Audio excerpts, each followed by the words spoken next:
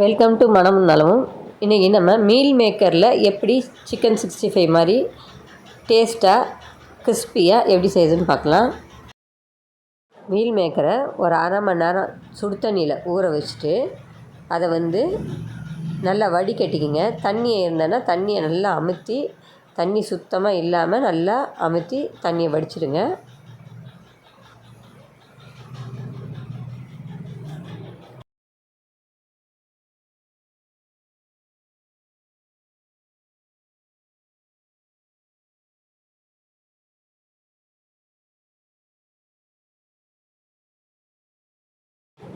Chicken 65 masala ஆனால் ஆச்சி மசாலா எடுத்திருக்கேன். உங்களுக்கு எந்த பிராண்டு பிடிக்குமோ அதை எடுத்துக்கோங்க.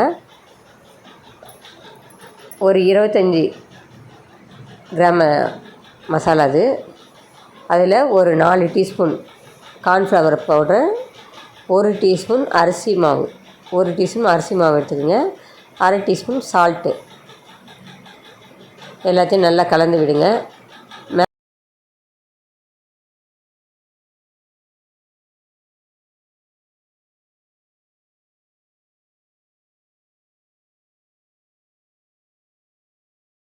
ஒரு 10 நிமிஷம் அப்படியே தட்டு போட்டு மூடி வச்சுடுங்க.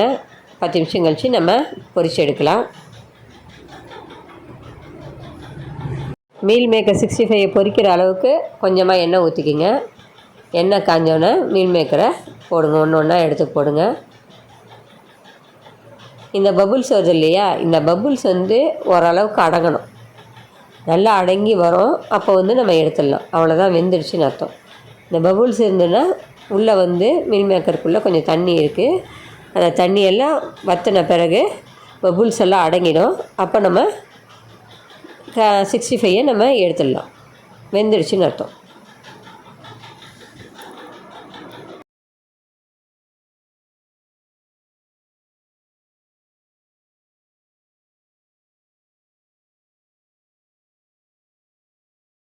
நல்லா கலந்து விடுங்க.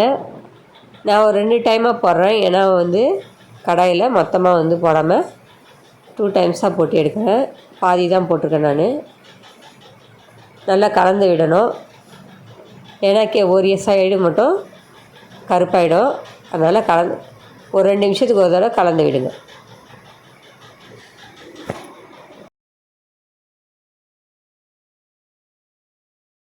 பாருங்கள், பபுள்ஸ் கம்மியாகிட்டே வருது. இப்போ நம்ம இதை எடுத்துடலாம்.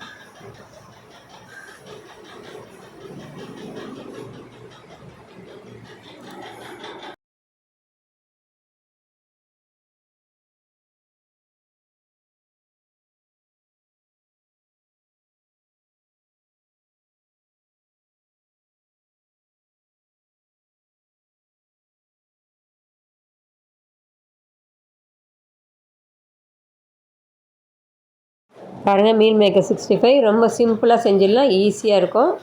நல்ல டேஸ்ட்டாகவும் கிறிஸ்பியாகவும் இருக்கும்.